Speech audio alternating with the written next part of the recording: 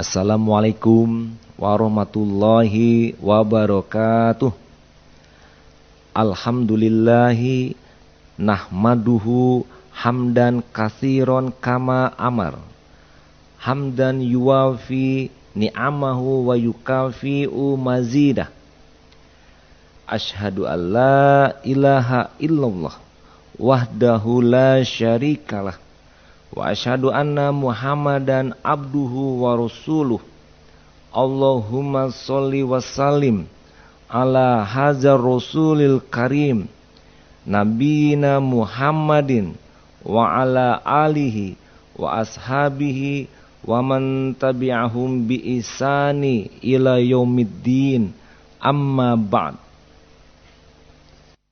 Alhamdulillah, kita tiada henti-hentinya untuk bersyukur, berterima kasih kepada Tuhan Allah pencipta alam yang memberikan rezeki, yang memberikan kehidupan, dan juga yang memberikan kebaikan, kesehatan, dan seluruhnya itu adalah Allah Subhanahu wa ta'ala yang memberi kepada kita yang kemudian patut kita syukuri.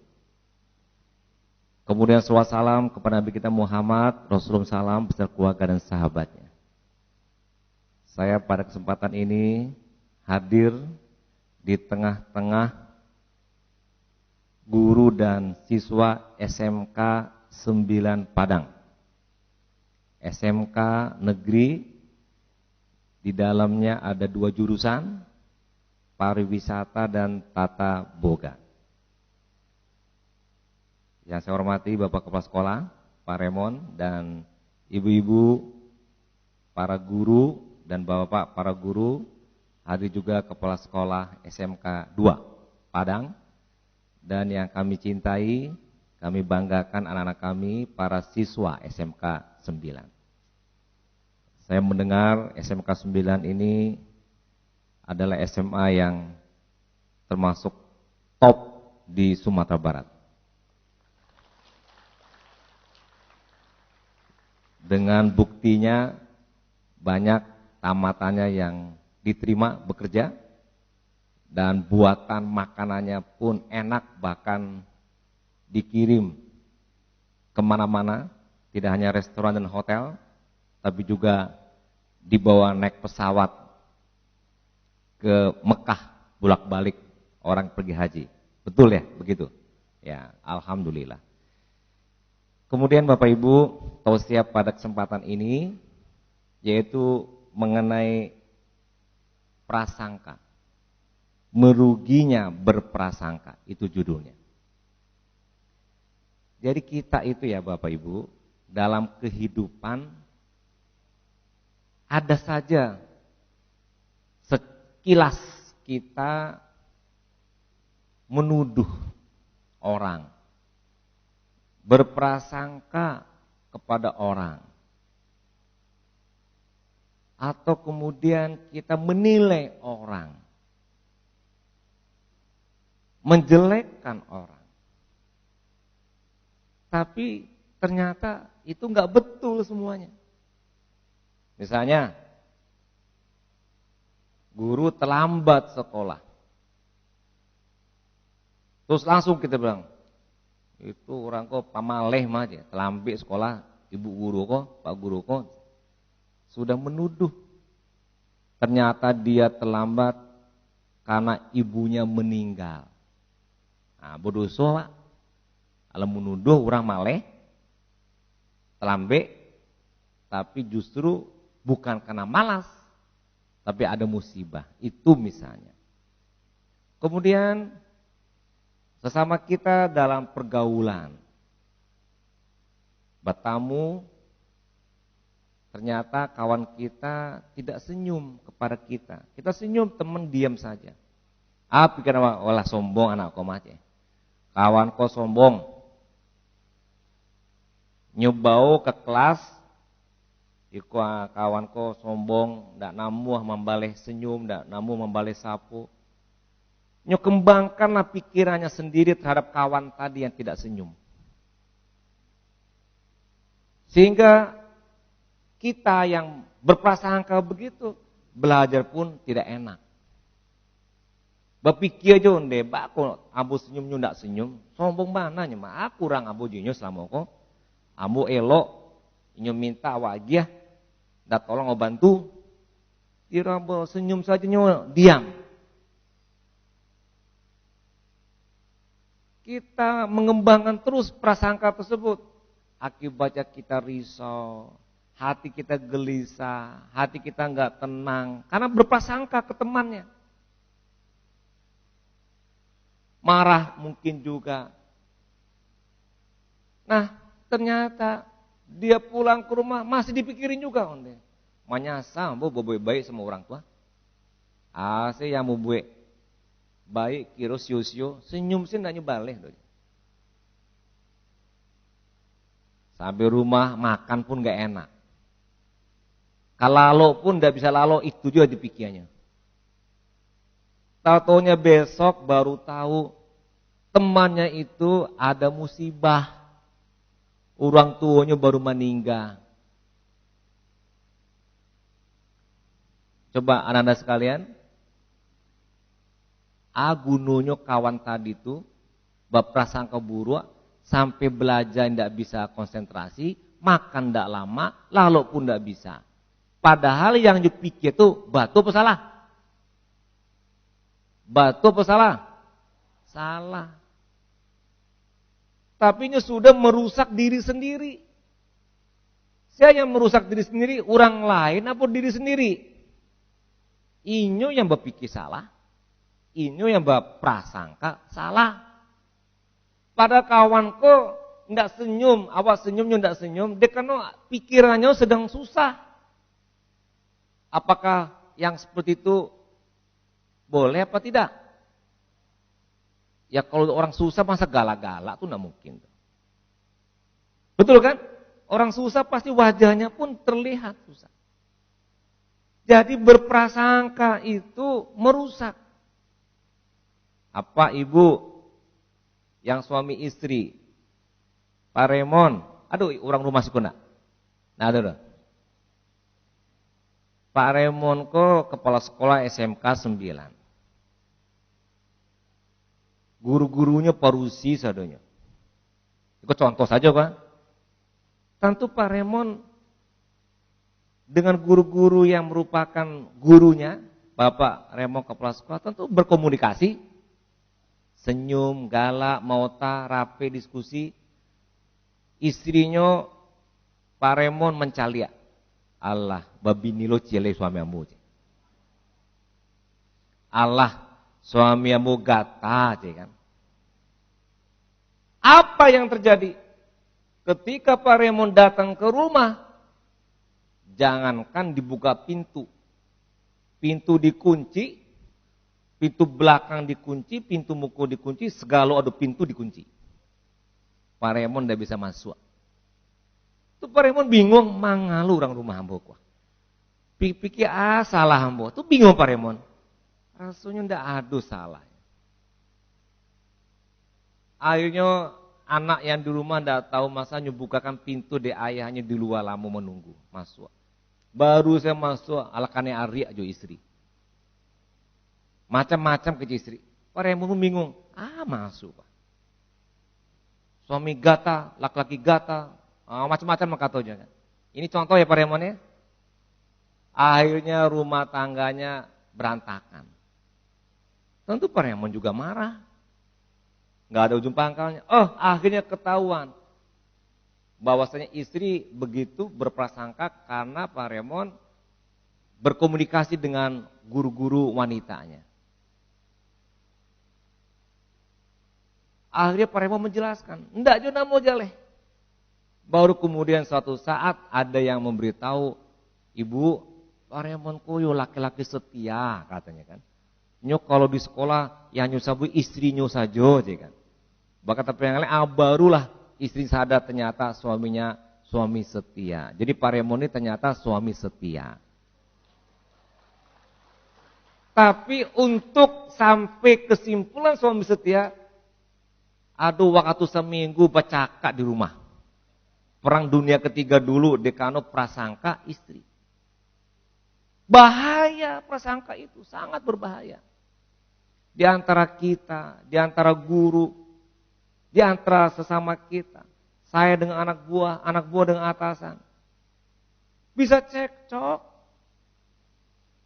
Anak buah SMS kepada saya membicarakan atasannya. Mengatakan atasannya tidak peduli kepada dia, atasannya tidak memberikan penghargaan, atasannya tidak memberikan apresiasi, atasannya cuek, atasannya begini-begitu. Setelah saya cek, tidak betul. Tapi prasangka yang dibangun oleh dirinya sendiri itu menjadikan dia kerjanya tidak betul, tidak profesional, dan tidak berkinerja. Rugi akhirnya.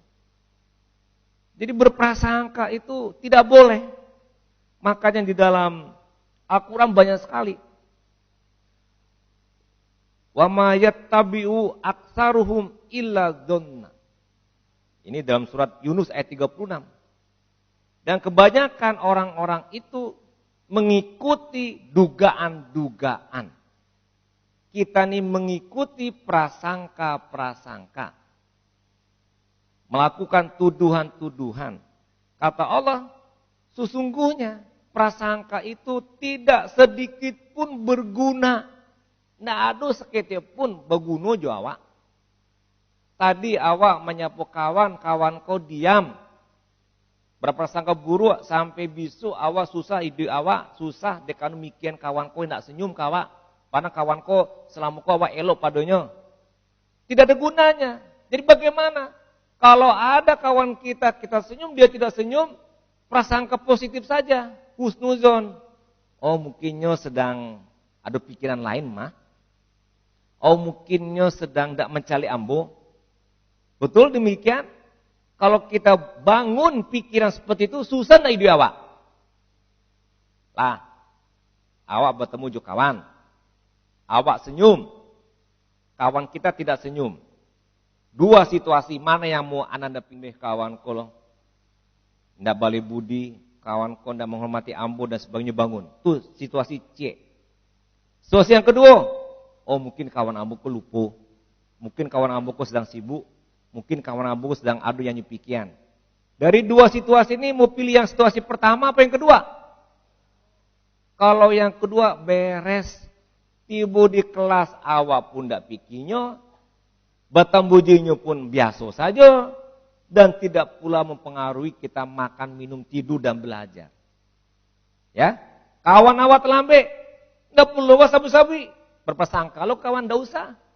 Oh mungkin macet di jalan, mungkin ada sesuatu yang awak tidak tahu. Oh biasanya pun disiplin, selesai awak.